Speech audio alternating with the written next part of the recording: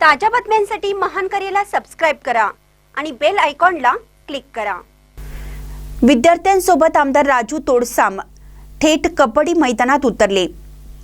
यवतमाळ जिल्ह्यातील केळापूर मतदारसंघाचे आमदार प्राध्यापक राजू तोडसाम हे नेहमीच त्यांच्या वेगळ्या आणि लोकाभिमुख शैलीमुळे चर्चेत असतात। घाटची तालुक्यातील किन्ही येथे आयोजित तालुकास्तरीय क्रीडा स्पर्धेदरम्यान त्यांनी पुन्हा एकदा आपली आपुलकी दाखवून दिली। विद्यार्थ्यांच्या कबड्डीची लढत सुरू असताना आमदार तोडसाम स्वतः मैदानात उतरले आणि विद्यार्थ्यांसोबत कबड्डी खेळत थेट दंड ठोकला। आमदार अचानक मैदानात उतरल्याने उपस्थित विद्यार्थ्यांचा उत्साह द्विगुणित झाला। विद्यार्थ्यांनी टाळ्यांच्या गजरात आमदारांचे स्वागत करत खेळ अधिक जोमाने सुरू ठेवला। आमदार तोडसाम यांनीही खेळाचा आनंद घेत विद्यार्थ्यांशी संवाद साधला व खेळाचे महत्त्व पटवून दिलं। खेळामुळे शारीरिक तंदुरुस्ती, शिस्त आणि संघभावना निर्माण होते। विद्यार्थ्यांनी अभ्यासासोबत खेळातही प्रावीण्य मिळवावं असं आवाहन त्यांनी यावेळी केलं।